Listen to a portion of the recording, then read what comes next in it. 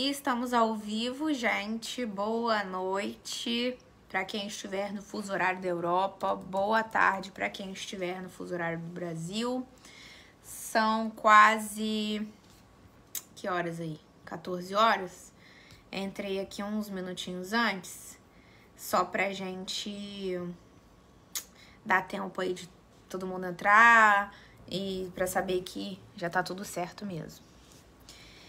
Como vocês viram no Instagram, e eu esqueci de postar aqui na página do Facebook, mas como vocês viram no Instagram, hoje o assunto vai ser sobre o Auto de Fé de Barcelona, e a gente vai trazer muitas referências históricas, vamos falar muito sobre o espiritismo, sobre outras informações não espíritas. Vai ser uma recapitulação de alguns momentos da história que a gente passou. E desde que eu cheguei aqui em Barcelona, eu tava bastante interessada em fazer esse assunto, porque, bom, tô vivendo aquilo aqui, o passado aqui, né, atualmente. E comecei a pesquisar sobre centros espíritas aqui, por mais que a Espanha seja um país católico. Então a gente vai ver como que isso se deu no passado, o que aconteceu, em que pé a gente tá hoje, tá? E aí a gente começa com uma frase de Shakespeare, fazendo uma contextualização. O herético não é aquele que é queimado na fogueira, mas aquele que acende a fogueira.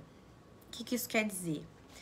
Que o herético, ou seja, aquele que questiona certos dogmas, aquele que vai de contra com certos pensamentos que não devem ser questionados, geralmente tinha sido queimado na fogueira. Mas o que Shakespeare quer dizer não é essa pessoa que bate de frente com esse senso político ou religioso ou o que seja, aqui no caso religioso. Não é aquele que bate de frente, mas aquele que acende a fogueira, porque aquele que acende a fogueira é o intolerante. E a gente vai falar hoje sobre censura, sobre intolerância, sobre falta de liberdade de pensamento, né? A Inquisição foi isso. É você não ter a liberdade de professar sua fé, de falar o que você acreditava, de ir contra ideais da igreja, ideais da monarquia. Enfim, a gente não tinha essa liberdade de pensamento filosófico, científico, né? E aí que quando a gente faz essa retrospectiva de 500 anos atrás, né, 500, 600, 700 anos atrás, a gente vê o quanto a nossa sociedade caminhou, né? Então, vamos falar sobre a Inquisição. Quando eu tiver que mostrar alguma coisa, gente, eu não faço a palestra pela internet, né? Eu não tô mostrando a minha tela, mas aí eu tiro o celular... Pela internet eu faço. Mas eu não tiro... Vocês não estão vendo a minha tela, né? Eu não tô compartilhando a minha tela. Então, quando eu tiver alguma imagem pra mostrar pra vocês, que eu tenho algumas, eu tiro aqui do tripé e mostro, tá? Boa tarde a todos, sejam bem-vindos e deixem suas contribuições. O que foi a Inquisição, então, que a gente estava falando? Chamado Santo Ofício ou Inquisição, foi uma instituição formada pelos tribunais da Igreja Católica para perseguir, julgar, punir, condenar, torturar, muitas vezes, pessoas acusadas de terem se desviado dos seus ensinamentos, esses hereges que a gente falou, né? E aqui podem ser qualquer coisa que estivesse interpretada na Bíblia, que fosse considerado um pecado ou que fosse considerado senso ali, o que está escrito, que não pode ser questionado de forma alguma. Então, essas pessoas... A gente, por exemplo, o espírito já tinha morrido na fogueira, tá, gente? Basicamente é isso. Mas são aquelas pessoas que não podiam ir de encontro a esse pensamento da Igreja Católica. Então, esse Santo Ofício surgiu desde a Era Medieval até... um pouco depois, quando a gente teve o Renascimento e o Iluminismo, e a gente vai explicar de novo. Então, foi do século XIII e o XIV, e na Era Moderna do XV ao XIX, ou seja, a gente teve aí 600 anos, basicamente, de Inquisição. É muito tempo, muita carga histórica que a gente tem no nosso passado, muitas dívidas, né, que a gente tem no nosso perispírito, porque a gente não sabe se a gente foi os hereges, né, que fomos executados, ou se nós fomos os algozes. Então, por isso o Espiritismo vai dar um caso aqui do que aconteceu aqui em Barcelona, a gente vai desmembrar. Então, nesses tribunais, que a gente pode ver alguns, por exemplo, O Nome da Rosa, é um filme desse, muito interessante, do Humberto Eco, que fala sobre os simulacros e simulações, mas é durante mais ou menos essa época. E tem um padre que ele tá... Só que esse padre, ele é diferente. Ele era investigativo, ele queria saber por que estavam acontecendo alguns assassinatos. Só que a igreja dizia, não, esses aí morreram porque foram pecadores, esses aí tinham que morrer. E o padre não, morreu por algum motivo, foi assassinado. Por exemplo, eles estavam copiando páginas de um livro lá que só tinha acesso a pessoas importantes do clero, e usando aquela tinta eles estavam acabando ficando intoxicados. Mas agora eu contei o filme, contei o final do filme pra vocês. Mas, basicamente, esse filme fala sobre o método científico de observação, de questionamento, né? Em contrapartida total, e ele era da igreja, em contrapartida total com os padres, os clérigos, né? O alto escalão da igreja que falavam, não, morreu porque era pra ser assim, morreu porque foi... porque Deus quis, a peste tem porque a gente é pecador, né? Então, os tribunais, eles estimulavam as delações, eles montavam lá o seu caso e você não tinha o direito de se defender. Se eles colocaram na cabeça que você foi um herege, como a gente sabe, o caso, né, famoso da Joana d'Arc, que era médium e morreu numa fogueira por causa disso, você não podia questionar essas acusações e nem se defender adequadamente. Não tinha nenhum tipo de justiça. A igreja mandou tchau. Então, ele atingiu seu pico quando aconteceu a Reforma Protestante no século XVI, e o seu julgamento famoso foi o de Galileu Galilei, em 1633, condenando-o por postular que a Terra girava ao redor do Sol, porque até então a gente achava que o Sol que girava em torno da Terra. E o fato da Terra girar em torno do Sol se chama heliocentrismo, e é por causa disso que a gente tem as estações do ano e um ano completo, né, de 365 dias, que é o tempo que demora para a Terra girar em torno do Sol. Ela gira em torno do eixo dela mesma, que é o dia e a noite, e quando ela vai mudando de posição, ou a gente tem o Sol mais perto ou o Sol mais longe. Hoje em dia tem pessoas que acreditam que a Terra é plana, né, gente? Mas aí, em 1633, a gente já tinha uma ciência para provar esses métodos observativos, e ele teve que... A igreja ficou revoltada com isso, ele teve que retirar esse pensamento científico da época, ele teve que falar, desculpa, eu estava errado, essa minha ideia estava errada, e não tá, a gente sabe disso. Mas ele só foi formalmente perdoado pela Igreja Católica, né? A igreja perdoou ele, pediu desculpas. Em 1992, eu não era nem nascida, pelo Papa João Paulo II, 350 anos depois da morte de Galileu Galilei. Ele não foi executado, mas ele foi julgado. Então, já que a gente está aqui na Espanha, e a gente está falando da Inquisição, principalmente aqui na Espanha, eu trouxe 2 quadros de Goya. Esse aqui é da época do Romantismo, né? Então, aqui a gente estava falando de 1600 e tanto, e esse foi em 1819. Então, a gente vê que esse período da Inquisição durou bastante tempo, né? Aqui a gente vê um rapaz, né, com a batina parece ensanguentada. Essas pessoas aqui também estão com o mesmo chapéu, né, a mesma identificação. Aqui nós vemos pessoas letradas que estão julgando essa pessoa por algum motivo, né, com as mãos amarradas, enfim, essa pessoa aqui foi condenada, não teve tempo de se explicar, e a condenação ou podia ser a prisão perpétua, né, numa cela jogado ao esquecimento, ou executado mesmo. Aqui a gente também tem outro quadro, então aquele ali é o Auto de Fé de La Inquisición, né, do Romantismo, do Goya. Esses quadros estão lá em Madrid, espero um dia eu conseguir ver. E aqui a gente também tem a figura de Cristo aqui no fundo, né? A figura de Nossa Senhora, ou seja, eles fazendo, outra cruz aqui, né? Fazendo em nome de Jesus, essa justificativa, né? De que se estava contra o que estava escrito ali na Bíblia, não tem questionamento. Então, nós temos as pessoas punindo, né? Os de preto aqui, outros letrados, a gente vê um aqui de peruca, e esses outros aqui ensanguentados, outro aqui carregando um pedaço de madeira, né? Como se fosse uma cruz, enfim. Procissão de disciplinantes, esse aqui. Os dois, basicamente, né? Na mesma época, a gente não tem uma precisão, de quando eles foram pintados. Mais pra frente eu mostro mais imagens. Então, tudo isso começou principalmente porque tinham muitos judeus na época que queriam professar a fé deles, né? E em segredo, eles foram fiscalizados, perseguidos, condenados, e isso depois passou, né, para a população em geral, que a gente vai falar. Então, aqui, muitos deles se renderam ao catolicismo, mas eles continuavam com os preceitos judaicos em segredo. Então, essas pessoas, né, eram culpadas pelos males que aconteciam na Terra, né, porque eles eram hereges.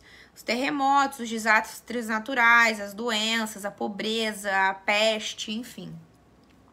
E a desculpa é que a igreja estava preocupada com o enriquecimento dos judeus, formando uma burguesia rica, ou seja, uma burguesia que tivesse acesso à informação, que pudesse pensar, já que durante toda a Idade Média, né, durante todos esses anos, esses terríveis anos, a gente fala dos anos escuros,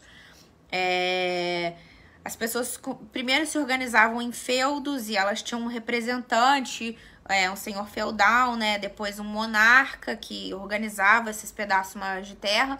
Então, quem tinha direito ao acesso à informação, né, eram os clérigos, os letrados, quem sabia ler, quem sabia escrever, quem sabia interpretar, debater, interpretar a Bíblia. Então, era a igreja e a monarquia, né? Então, isso não era de interesse para eles que as pessoas pensassem, porque quando você pensa, você está colocando em exercício o seu pensamento crítico. Você questiona por que as coisas são assim? Por que eu fiz alguma coisa errada que é pecado, eu vou pro inferno, assim? Então, as pessoas questionando aquilo ali. E hoje em dia a gente também vê muito esse controle de poder em relação ao estudo, né? Seja por outras religiões, que tem várias, né, que impedem as pessoas de estudar, interpretar, ou pelos próprios governos, né, dos países que a gente conhece. Porque se você não estuda, você não interpreta. Se você não interpreta, você vota em qualquer coisa. Então, à época, aos poucos, isso se tornou uma atividade lucrativa, né? Que eles foram recebendo o apoio dos reis, por exemplo. O Estado e a igreja eram totalmente ligados ali entre eles, né? Isso, a igreja católica que a gente tá falando aqui, tá, gente? Ou seja, a política se baseava nas leis religiosas, eles usavam dessa desculpa de que tem que seguir o que tá ali na igreja, tá ali na Bíblia, dá o dízimo, porque aí a monarquia enriquecia e continuava no poder sem que outras pessoas questionassem. E hoje em dia eu acho até estranho, né? Você ter alguma pessoa te representando só porque por causa de descendência de sangue, aquela pessoa não importa se é qualificada, se que não é nada. E eu conheço muitas pessoas hoje que ainda defendem a monarquia, tá, gente? Mas ali, você questionar o porquê isso, então a monarquia, o interesse dela era estar no poder, vivendo bem bom dela, coletando os impostos dela lá, e as pessoas passando fome, né? Uma coisa desesperadora. E a religião, a igreja, no caso, mesma coisa. A igreja católica, se você entra aqui na Europa, nas igrejas, assim, tetos de ouro, né? Eu não sei se vocês já foram no Vaticano, gente, assim, é muito bonito, mas você vê que aquilo ali era de uma ostentação muito grande, porque quem estava pagando aquilo ali é sempre a população, né? Então, era de mútuo interesse dos dois continuar mantendo o seu poder. Então, a política se baseava nas leis religiosas, encontrando um apoio contra os seus dissidentes da monarquia, e a igreja mantinha sua influência emocional, porque era um controle. As pessoas, elas tinham medo de contrariar a Deus, né? Só à medida que elas fossem... Deus, no caso, a igreja. Mas, Deus tá vendo tudo que você tá fazendo, então eu não vou contrariar. Então, isso só mudou passando o tempo que a gente foi estudando, observando as coisas, debatendo, trocando ideias, informações, que a gente vai falar mais pra frente. Direitos básicos de sobrevivência, né? Sobre a desigualdade social que estava acontecendo, a fome, a peste negra, a liberdade de pensamento, a sua autoafirmação de identidade ou sexual, vida privada fora do seu casamento, né? Enfim, todos esses valores humanos e pessoais eram uma ameaça ao controle da Igreja Católica, né? E aqui a gente mencionou a doença. Aqui, não sei se vocês já viram, agora em época de pandemia, essa imagem rolou bastante. Isso aqui foi a peste negra. Resultado, né? Pandemia mais devastadora da humanidade, tendo resultado na morte de 75 a 200 milhões de pessoas. Dados imprecisos, já que faltam informações entre os períodos de 1347 e 1351. Estima-se que tenha matado entre 30% a 60% da população da Europa. Então, você imagina, gente, um continente devastado por causa disso. E por que acontecia? Não tinha banho, né? Igual a gente conhece, não tinha vacina igual a gente conhece, pessoa comendo comida já estragada, podre, né? Não tinha camisinha para prevenir relações sexuais, as pessoas viviam em ambientes inóspitos, né? Não existia saneamento básico, vivendo em meio às fezes e em meio a detritos, né? Animais de estimação, muitas vezes ali vivendo entre os humanos ali, né? Tipo porco, galinha, pato, quem tivesse, não tinha um controle, de saneamento mesmo, né? De como criar esses animais de forma própria para consumo. Então, quando que isso foi mudar, gente? A Idade Média foi realmente um período obscuro, e aí surgiu o Iluminismo, que foi uma revolução social, política, filosófica, artística, cultural. Começaram a surgir as universidades, as pessoas se agrupando para estudar as ciências da natureza, né? Como foi o caso do Galileu Galilei, depois ele teve que se retratar. Pessoas para estudar filosofia, né? Questionar tudo que está acontecendo. Então, seus nomes principais vieram com Descartes, né? O francês, penso, logo existo, né? E Newton, que descobriu a gravidade. Então, eles também acabaram sendo perseguidos. Ah, você tá estudando, que bom, estudando a ciência, trazendo informação, trazendo evolução para nossa sociedade. Não, vai ser perseguido também. Então, essas pessoas, os bígamos, que eram pessoas que eram casadas com duas pessoas, eu só achei que na internet, eu nem sabia disso, gente, mas também foram perseguidos, homossexuais, né, todos que ameaçavam essa hegemonia que a gente já falou. Então, o que acontecia? Os confiscos dos bens, as torturas, morte na fogueira, prisões e por aí vai.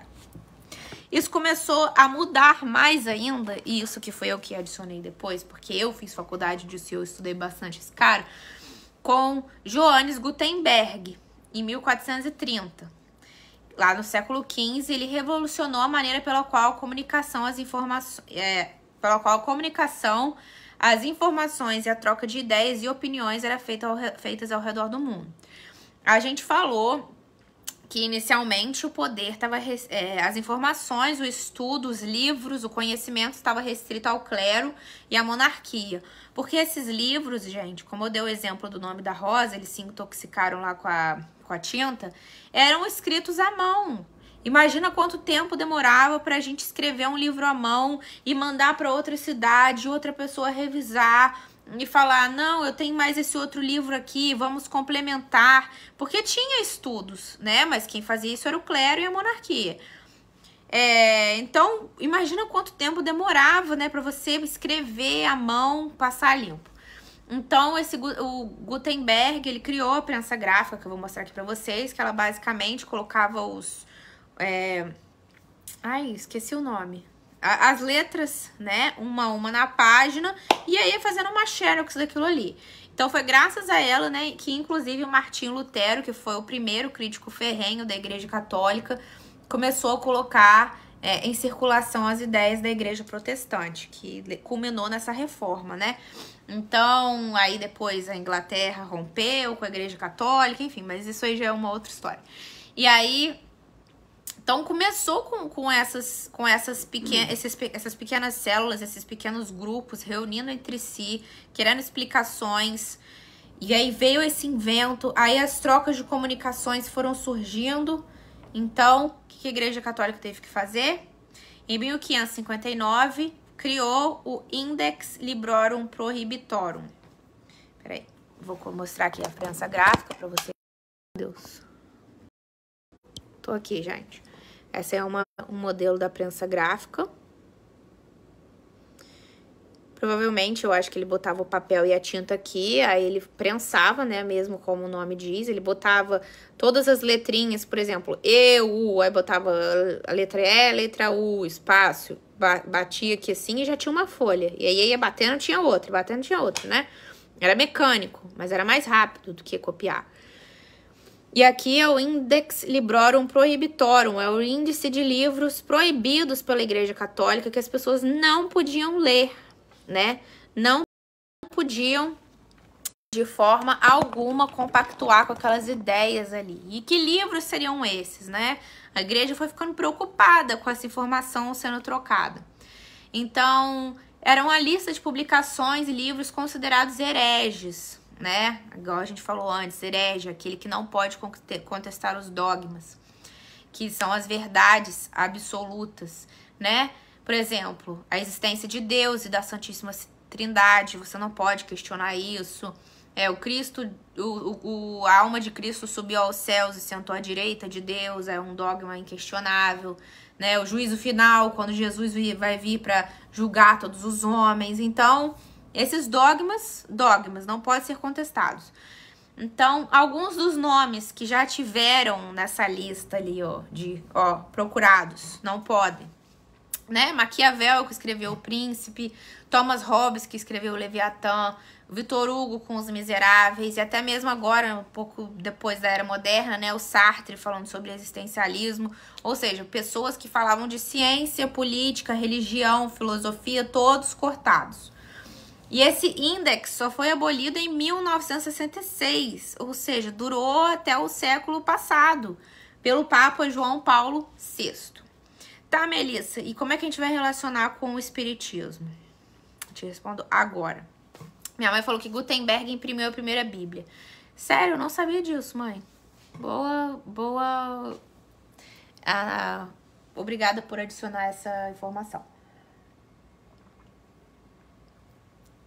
Então, vamos lá. A gente viu que em 1559 já tinha esse Index Librorum Prohibitorum.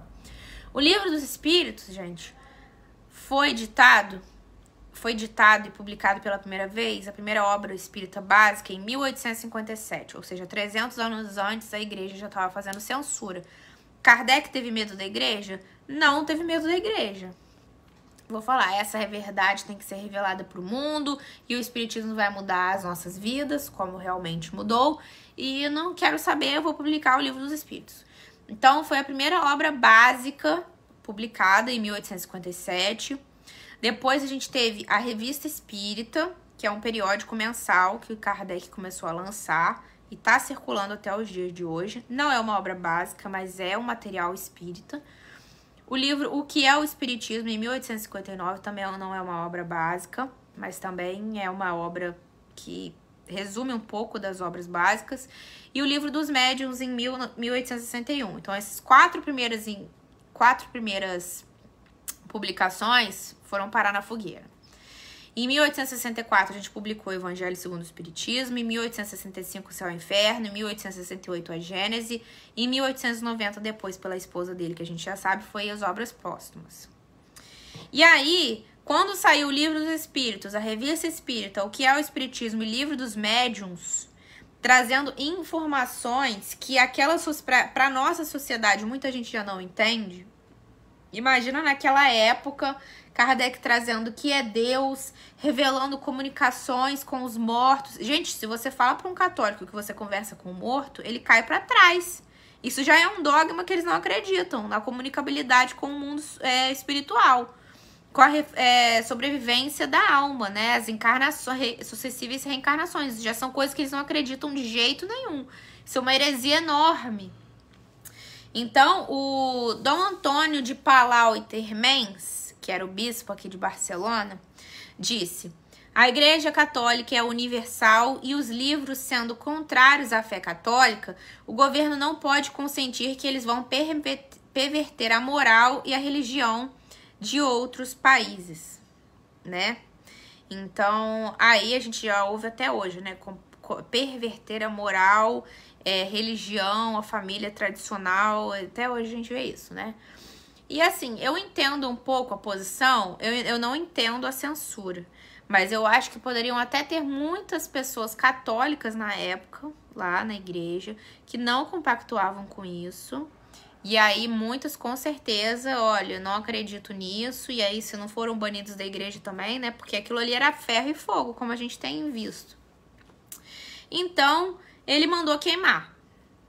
Foi quando aconteceu o Auto de Fé de Barcelona, né? Neste dia, 9 de outubro de 1861, às 10h30 da manhã, sobre a esplanada da cidade de Barcelona, eu procurei aqui para saber onde era. Eu não achei a informação precisa, só achei num site. Então, eu também não quis trazer aqui sem ter certeza. Mas parece que foi no bairro do Borne, que é até aqui perto de casa, o bairro gótico aqui de Barcelona. Mas não sei dizer, seria só uma curiosidade. No lugar onde são executados os criminosos condenados ao suplício e por ordem do bispo dessa cidade, que é o Antônio, foram queimados 300 volumes e brochuras sobre o espiritismo, a saber, ou seja, ele marcou um dia lá na agenda dele, um dia específico para vir queimar livro espírita. Porque, como a gente falou, Kardec já estava trocando informações. O mundo todo já está sabendo sobre a mediunidade, sobre a comunicação entre os espíritos. Então, ó, as publicações que estavam lá na França chegaram aqui na Espanha, chegaram em Portugal, provavelmente chegaram no Brasil também, né? Foram rodando o mundo. E aí, ó, aqui na Espanha não. Então, queimaram 300 livros da Revista Espírita, Revista Espiritualista pelo diretor Perrar, Livro dos Espíritos, Livro dos Médiuns, O que é Espiritismo, todos de Kardec, fragmentos de sonata ditada pelo espírito de Mozart. Aí eu vou perguntar para minha mãe, isso foi algum dia já recuperado? A gente já conseguiu rever de novo? Não sei. Minha mãe falou, dia 18 de abril é dia do livro espírita. Ah, eu podia ter feito essa palestra semana que vem, mas agora tá tudo bem, a gente fala sobre outros. Carta de um católico sobre o espiritismo pelo Dr. Graham. A história de Joana d'Arc, que a gente até falou aqui, que também foi queimada. A história de Joana d'Arc, ditada pela mesma, a senhorita Hermence Dufour, que era uma médium, né? E a realidade dos espíritos demonstrada pela escrita direta pelo barão de Guldensturbe. Geralmente, gente, a gente sabe, né, que Kardec e esses outros médiums, eles vinham de famílias, assim, letradas, famílias de pessoas que estudavam. Esses livros aí, a gente sabe que foram escritos com muita troca de informação, de confirmação de dados, né? Comparando para ver se a mensagem que chegou aqui, que chegou ali, era igual, se as ideias centrais eram basicamente as mesmas. Então, foi um estudo observativo e das capacidades do médium que tinha que ter tido uma capacidade intelectual grande, né? E isso foi uma afronta. Essas informações que a gente estava tendo, essa revolução espírita, tirando o véu desses dogmas que a gente vivia no obscurantismo, foram queimados. Então, aqui a gente tem um testemunho gráfico de como que foi, ó. Alguém lá no dia, vendo a queima dos livros, esteve lá e basicamente desenhou isso. Então, uma parte das cinzas... Peraí, gente, eu tô tendo problemas aqui com o meu tripé. Desculpa. Espero que não caia. Vai cair. Tendo problemas na live com... estou aqui. Uma parte das cinzas nos foi enviada. Ou seja, o bispo foi, queimou tudo e ainda mandou de volta para Kardec, só por causa da afronta. Ali se encontra o fragmento do Livro dos Espíritos consumido pela metade. nós o conservamos preciosamente como autêntico testemunho desse ato de insensatez, escreveu Kardec na Revista Espírita. E as pessoas ficaram sabendo desse caso. Por mais que algumas estivessem do lado da igreja, as pessoas, eu digo, pessoas na rua e mídia, começaram a comentar. Então, por mais que alguns jornais estivessem a favor da igreja, não, tá certo, tem que queimar mesmo, muitos jornais ficaram, que informação que tem ali que eu não tô sabendo que tem ali que teve que ser queimado? Porque uma coisa é você chegar para uma pessoa que nunca ouviu o espiritismo e falar, olha, eu acredito numa religião que tem a reencarnação, que Jesus é o nosso mais alto espírito evoluído, aí a pessoa pode virar para mim e falar assim, ah, tá, beleza. E não tá nem aí. Ou eu posso virar para a pessoa e falar assim, nossa, eu sei uma coisa sobre a vida após a morte que você não pode saber. Pronto, ali você já... Olha, eu vou te contar um segredo depois, tá? Pronto, ali você despertou a curiosidade da pessoa. Então, o jornal Las Novedades, aqui de Barcelona, disse: os sacerdotes deveriam limitar-se a aconselhar os seus fiéis a abstenção de tal ou qual leitura. Ah, não é para ler o Livro dos Espíritos? Não, não leia. Você vai ali e conversa diretamente com a pessoa lá da sua paróquia, lá onde você frequenta. Caso a julgassem contrária à moral e à religião, mas não lhes deveria conceder um poder absoluto, que os torna juízes, né? Você achou que fez a justiça, e o carrasco, a pessoa que decidiu que deveria ser queimado e a pessoa que queimou. Então ali você perdeu totalmente o fio da liberdade. Você censurou aquele livro ali, você deveria aconselhar pessoalmente, né? Então o Espírito da Verdade deu a opinião dele na Revista Espírita. O Espírito da Verdade... minha mãe me corrija, algumas pessoas dizem que é uma legião de espíritos superiores, né, que acompanham as nossas... que acompanham esses espíritos também evoluídos em cargo dessas missões. Eu vi aqui na internet que algumas pessoas acham que é o próprio Jesus Cristo, mas enfim. O Espírito da Verdade aparece algumas vezes nas obras de Kardec. Deves compreender quanto uma perseguição tão ridícula quanto atrasada poderá fazer a bem do progresso do espiritismo na Espanha. A queima dos livros determinará uma grande expansão das ideias espíritas e uma procura febricitante, ou seja, febril, né, das obras dessa doutrina. As ideias se disseminarão lá com maior rapidez e as obras serão procuradas com mais avidez, né, mais vontade, desde que as tenham queimado. Tudo vai bem. Então, foi bom que o livro foi queimado, porque é o que eu falei, aí extingou a curiosidade das pessoas para saber, por que tá sendo queimado? O que tem ali que eu não posso ver? E aí, todo mundo se interessou pelo espiritismo. Kardec disse, e minha mãe já tinha botado aqui no slide, podem queimar-se os livros, mas não se queimam as ideias. As chamas das fogueiras as superexcitam em vez de abafar. Aliás, as ideias estão no ar e não há Pirineus. Pirineus é uma cordilheira montanhosa, né, aqui fronteira entre a Espanha e a França, bastante altos para as deter. Eu não sabia o que era, mas eu procurei no Google, gente. Quando uma ideia grande e generosa encontra milhares de pulmões prestes a aspirá-la. Então, o espiritismo já tinha sido preparado para ser revelado para a humanidade, já tinham se encontrado os meios, os médiums, a forma.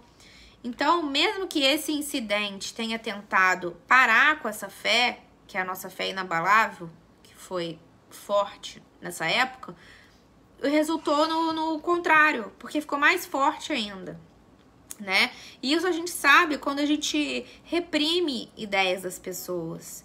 A gente fala, você não pode pensar isso é errado, isso não tá no padrão, isso é pecado. E aí as pessoas elas ficam mais instigadas a pensar aquilo ali. O espírito de São Domingos, eu achei interessante essa informação, disse que nós que inspiramos o Auto de Fé de Barcelona sabíamos perfeitamente que agindo assim daríamos um grande passo à frente. Ou seja, os espíritos já estavam percebendo pela atmosfera do bispo que ele seria uma pessoa intolerante, que ele seria uma pessoa que não daria espaço para isso, não agiria da forma mais discreta, igual o Jornal de Barcelona falou. Então, aquilo ali também foi um teste para ele, né? Então, eles sabiam que se o Auto de Fé de Barcelona acontecesse, seria em nosso benefício. Então, quando eu li isso, eu pensei, ai, gente, se eu não ganhei na Mega Sena ainda, foi porque não é pro meu benefício. Então, vamos pensar assim. Mas, brincadeiras à parte, achei muito interessante. E aí, gente, o Auto de Fé de Barcelona foi em 1861, 9 de agosto. Sabe o que aconteceu? O bispo morreu em agosto de 1862, não deu nem um ano depois que o bispo morreu. Vamos ver.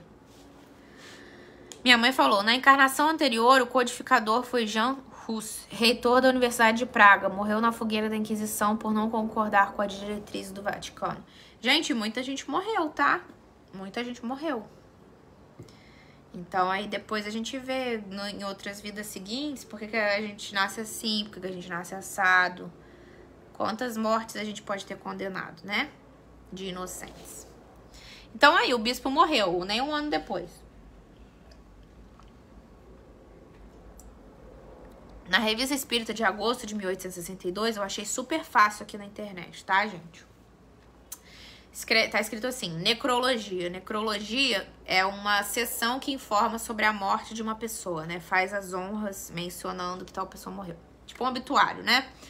E aí tá escrito lá, a morte do bispo de Barcelona. Morreu em 9 de agosto de 1862, sendo enterrado com toda a pompa costumeira pela igreja. Em reunião mediúnica, se manifestou espontaneamente. Tô fazendo um quiz aqui pra vocês. O espírito do bispo mandou queimar 300 livros. E aí, nem um ano depois, morreu. E se apresentou na reunião mediúnica. Como vocês acham que estavam esse bispo? Estava seguro de que ele tinha feito coisa certa?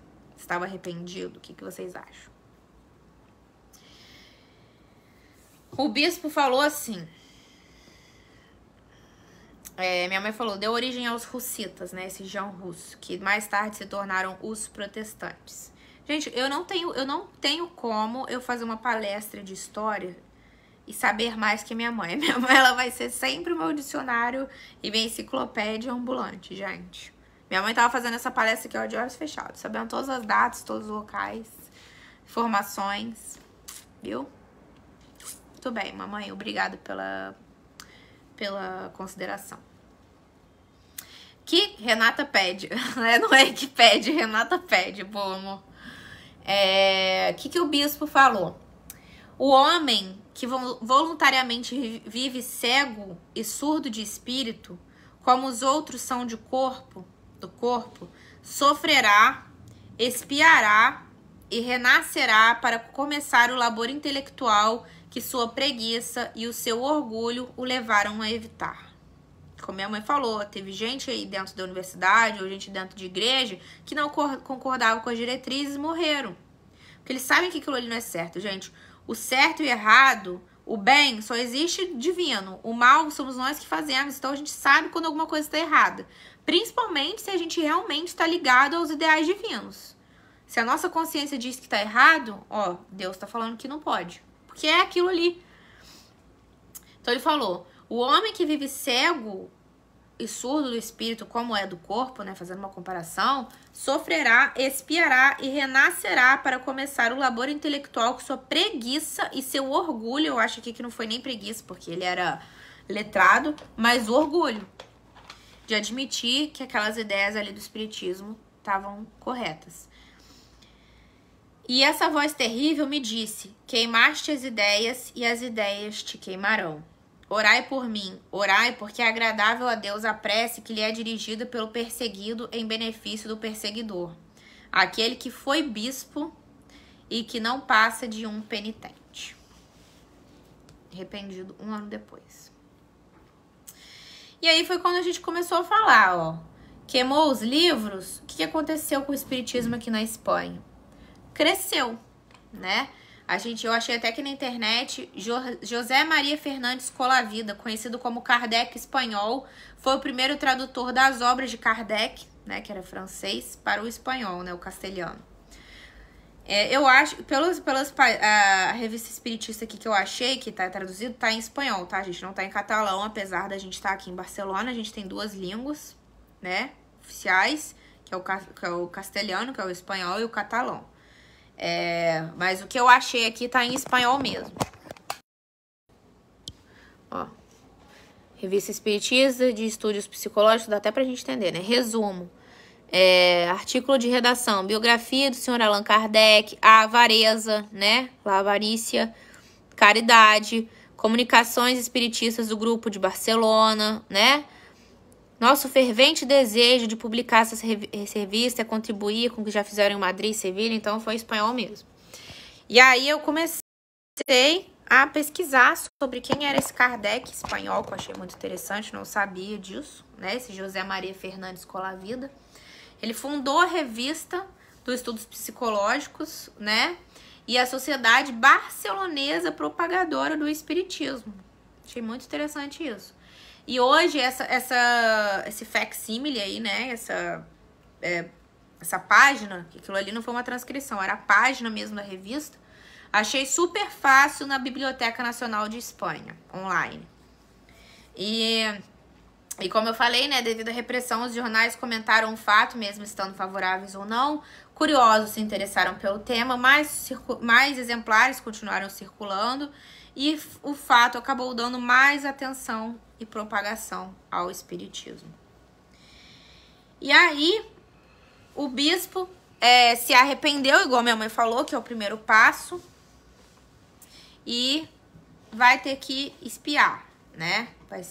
Se arrepende, vai expiar aquele mal que ele fez e vai renascer depois com esse ímpeto, né? Essa nova dívida que foi paga, né? Depois da expiação, vai nascer com o entendimento necessário para inspirar outros espíritos. E aí esse bispo reencarnou, gente, vocês sabem aonde? Isso mesmo, em terras brasileiras. Renasceu com o nome de Sebastião Bernardes Carmelita, em 1917, Uberaba, Minas Gerais, e era um padre. Também não largou a batina, 2 encarnações seguidas. Pelo seu modo de vida, ficou conhecido como padre dos pobres e dos doentes. Receitava homeopatia e aplicava passes, né? Práticas comuns em a maioria das casas espíritas, né? Grandes casas espíritas. Em 1971, ou seja, ele era de 17, assistiu o programa Pinga Fogo, né? Que era um programa de perguntas, um talk show, né? E a gente sabe que o Chico Xavier participou de um deles. E ele viu o Chico Xavier na televisão, ele ficou muito emocionado. Então tem até uma declaração dele aqui falando: eu não parava de chorar, meus amigos. Sentia-me ingressar numa nova fase para o meu espírito. Era como se uma mancha do meu passado culposo estivesse se apagando. E ali ele não sabia nada do espiritismo, ou seja, ele continuou com o contato religioso, né, o contato com Deus, que ele já tinha no perispírito dele, por ele ter sido um bispo na reencarnação passada. Mas ele sentiu que aquilo ali, que eu acho que Chico é uma pessoa que não tem palavras para descrever, né? Tão cativante e emotiva, né? Mas que ele sentiu que ele tinha uma dívida e que aquilo ali tinha algum significado no passado dele. Então ele começou a estudar o espiritismo, mesmo sendo padre. Ele fez o caminho reverso. Ele era o padre que condenou o espiritismo e na segunda encarnação, né, depois de um esclarecimento no mundo espiritual e a proposta de regeneração para uma vida seguinte, ele leu a codificação espírita, se identificou muito com ela e ele tinha uma grande admiração pela médium Ivone Pereira do Amaral. E tiveram 25 anos de amizade. Eu até achei vários livros aqui deles trocando comunicações e tal. Então, dentro da igreja, né, ele não abandonou a batina, a gente vai saber aqui na frente. Ele sofreu muito, porque algumas ideias da igreja católica e do espiritismo se encontram, mas a maioria, que no caso é acreditar em Jesus e Deus, mas a maioria não tava mais se fazendo sentido, porque ele já tinha tido o esclarecimento ali necessário para colocar outras atividades, né? Colocar o fato dele servir o próximo em prática. E aí ele estava muito triste, fala que ele sofreu muito em vida, ele teve muitos problemas de saúde e esses problemas, assim, da crise da religião. Então ele pensou muitas vezes em deixar a batina e virar espírita. E aí Bezerra de Menezes e Emmanuel mandaram, portanto, a seguinte mensagem para ele: se deixar a batina, vindo para a área espírita sem ela, teremos um companheiro a mais do lado de cá. Porém, permanecendo onde se encontra, ou seja, dentro da igreja, teremos um obreiro penetrando com luzes da doutrina dos espíritos em ambientes cujo acesso nos é compreensivelmente vedado.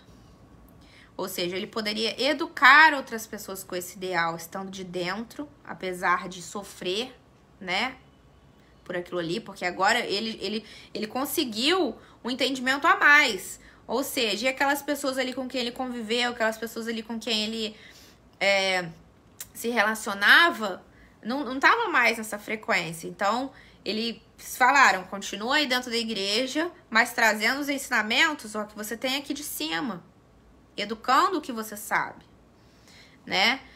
E recebeu a mediunidade de cura para apressar sua própria cura, extirpando a arrogância soberba e todos os vícios que o orgulho engendra dentro da mesma batina que não soubera honrar perante Deus. Achei forte isso, né? Tá no livro Ivone, a Médium Iluminada. Quem falou isso foi a Ivone a Gerson Sestini, que foi a pessoa que escreveu o livro. Então, ele recebeu essa mediunidade de cura, né? De curar os outros, para apressar sua própria cura. A gente já falou isso aqui nas lives espíritas várias vezes. A gente muitas vezes passa por esse processo de autocura estando doente, mas para a gente também se regenerar, extirpando a arrogância, o que ele com certeza conseguiu entender, porque ele pensou, nossa, eu estava errado. E todos os vícios que o orgulho engendra. E aí, também nesse livro, eu até esqueci de colocar aqui, a Dona Ivone, né, em desdobramento, quando ela conhece, assim, ele, assim, foram 25 anos de amizade, eles teve em várias passagens desse livro, e ela conta que ela, como era uma médium muito evoluída, né, que tinha muitas sensações, ela percebeu aquilo ali, ela fez um desdobramento no mundo astral, ela percebeu por que ele se identificava tanto com o espiritismo, né? Ela viu o que ele tinha feito na encarnação passada e não falou pra ele imediatamente, porque aquilo ali ia arrasar ele, ia detonar ele com o moral dele, ele ia se sentir super mal com esse erro que ele cometeu. E todos nós estamos também errando, então, o que será que a gente aprontou no passado, né? Mas enfim, ela não contou pra ele primeiramente. Ele teve acesso às obras, né? Eles desenvolveram essa amizade ao longo dos anos. E aí, mais pra frente, quando ela percebeu que ele estava preparado pra perceber aquela notícia dele ali, ela contou pra ele, agora fez sentido, né? E na contemporaneidade, o que a gente tem? Hoje em dia a gente tem o CEI, que é o Conselho Espírita Internacional, né? Então, se a gente coloca lá no Wikipédia, a gente acha Alemanha, Angola, Argentina, Austrália, Áustria, ou seja, na Europa toda, América Latina, Brasil, que é a Federação Espírita Brasileira, FEB, né? E a gente sabe que no Brasil, o coração do mundo, Pátria do Evangelho, a gente tem esse livro, que é o lugar que tem maior concentração de espíritas no mundo, né? Apesar de ter nascido na França. Tem o Canadá, que está escrito aqui em francês, Chile, Colômbia. Aqui na Espanha temos a Federação Espírita Espanhola, que eu vou falar especificamente, que eu achei interessante, né? Apesar de ter acontecido aqui o caso. Na Itália, no Japão, olha o nome da Federação Espírita do Japão: Comunhão Espírita Cristã Francisco Cândido Xavier. E tá em português. O site lá tá em inglês, mas o nome tá em português. Achei muito interessante, né? Luxemburgo, enfim, vários países. E aqui nós temos, lá no site do Conselho Espírita Internacional, a gente encontra a revue, desculpa meu francês, pardon my French, Revue Spirit, jornal de estudos psicológicos fundados por Allan Kardec, aquele lá atrás que foi queimado, existe até hoje, gente. E está lá no site do CEI, ó. A gente entra aqui, ó, CEI, spiritcouncil.com, E essa aqui foi tirei uma fotografia, né? Um print aqui de alguma das páginas. Assim, 90 e tantas páginas falando sobre medicina, espiritismo, sobre filosofia, semelhante atrás semelhante. Isso aqui vai ser muito difícil de ler, mas ele é vice-presidente da Federação Espírita Brasileira. Geraldo Campbell Sobrinho, né? Responsável pela área de divulgação doutrinária. Então, ó, só os feras estão escrevendo, gente. Só os tops. Tem publicação, tem muito material espírita aí. Nós espíritos somos um dilema, né? Porque a gente tem que encontrar tempo para aprender, estudar, nos edificar, e o outro tempo para aplicar o que a gente aprendeu. Passar esse tempo que a gente tem aqui, que é precioso. Ah, e aqui o site que eu achei da Federação Espírita Espanhola, né? Interessante que isso aconteceu aqui em Barcelona, onde a gente tá, mas o site da Federação Espírita Espanhola tá lá. A gente tem centros espíritas aqui em Barcelona, eu achei 2. Não sei se foi 2 ou 3, mas eu sei que um é o grupo lá da, né, curadoria, né, gente? Mas lá da organização do centro, tá em Portugal, e aí vieram pra cá, enfim. Infelizmente, devido à pandemia, eu não consegui ir lá, mas eles têm passes, eles têm mocidade espírita, igual tem aí no Brasil, tá? Então, ó, tá aqui a Federação Espírita Espanhola. Achei o site um pouquinho mais feio que o da FEB, mas faz parte. Entidades sem ânimo de lucro, né, sem fins lucrativos, formadas por associações espíritas autônomas da Espanha, cujo objetivo é estudar, praticar e divulgar a doutrina espírita na Espanha, né? Então, funciona lá como assembleia de sócios, votação, tudo igual aí no Brasil. E aqui no site da Federação Espírita Espanhola, a gente lembra, a gente entra, tá traduzido, né, pro espanhol, que é a língua principal da Espanha, o espanhol, apesar da gente ter essas outras, né, o catalão, enfim. Mas tem muito artigo ali que já tá em português mesmo. Até você entrar na Federação Espírita Espanhola ali, tá em português de Portugal, mas tá em português porque a gente mostra a importância que o espiritismo tem pra nossa língua. E se a gente for ver, as obras básicas já foram traduzidas para 50 milhões de línguas, né? O russo, o grego, as línguas latinas, enfim. O espiritismo cresceu. Espero que depois desses grandes vídeos, filmes aí que a gente teve no Brasil, produções que a gente foi ganhando espaço, se dissemine cada vez mais. Depende da gente, a gente não faz proselitismo, a gente não obriga, né, pessoas a irem aos centros, mas a gente faz isso aqui, a gente vem, estuda junto, reflete, em uma conversa que a gente tem na vida real, né, quando a gente conhece alguma pessoa, a gente traz os nossos valores, a gente explica a nossa filosofia. Se a pessoa se interessar, ótimo, bom pra você. E aí, vou terminar com um poema do Bertolt Brecht, que pergunta: de que serve a bondade? O alemão, poeta. De que serve a bondade se os bons são imediatamente liquidados, né? Igual a gente viu, eles morreram. Ou são liquidados aqueles para os quais eles são bons. A gente sempre fala isso, né? O bom morre cedo. De que serve a liberdade se os livres têm de viver entre os não livres? Né? Se nós já temos a nossa liberdade de pensamento, já chegamos a um entendimento maior, mas a gente tem que conviver com os intolerantes. De que serve a razão se somente a desrazão, né, a loucura, consegue o alimento de que todos necessitam, né, a histeria, enfim.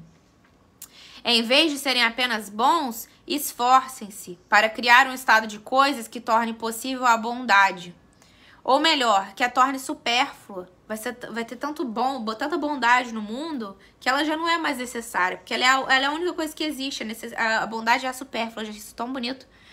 Em vez de serem apenas livres, esforcem-se para criar um estado de liberdade que liberte a todos e também o amor à liberdade torne supérfluo.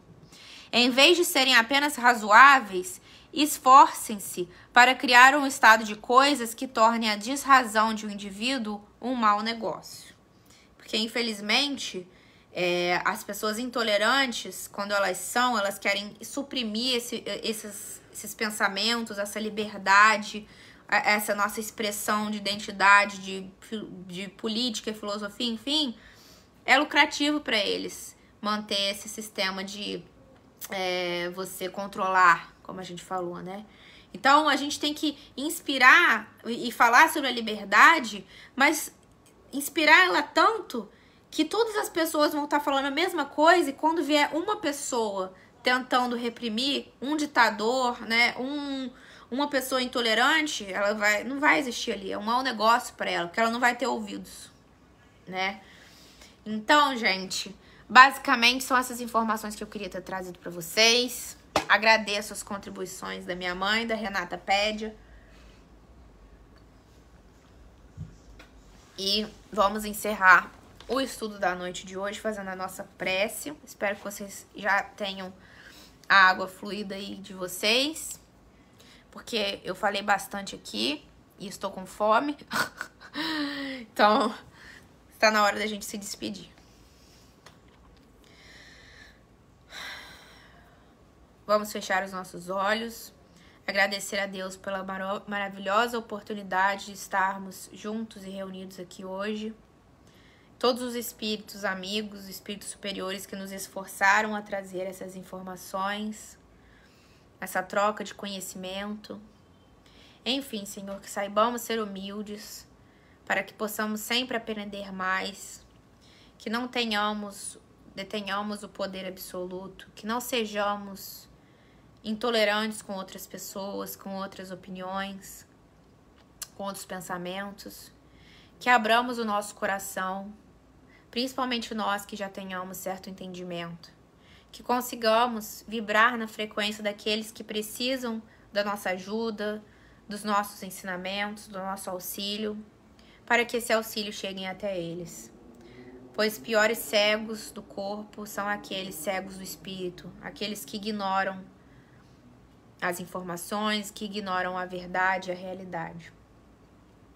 Cuida da nossa semana, Senhor.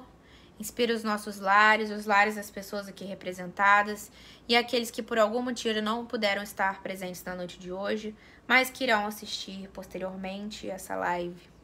Que essa energia de esperança, de felicidade, de fé, de entendimento, de amor, cheguem à casa de todos aqui. Que assim seja, graças a Deus. Então é isso, meus queridos amigos. Obrigada a todos pelas participações. Todos esses dados aqui, tá aqui no meu material. O que vocês quiserem perguntar, eu tenho aqui e a gente troca essas informações, tá? Todas as fontes estão aqui guardadas, beleza? Um beijo pra todos. Eu que aprendi sempre, mamãe sempre com os... Renata pede sempre. Agora ficou, Renata pede. Tá bom? Beijo pra vocês. Quarta-feira, em um horário diferente, a gente tem a live aqui com o papai, falando sobre o livro Cartas de uma Morta. Então, se atentem aí no fuso e no horário, tá bom? Beijo pra vocês. Tchau. Vejo vocês semana que vem.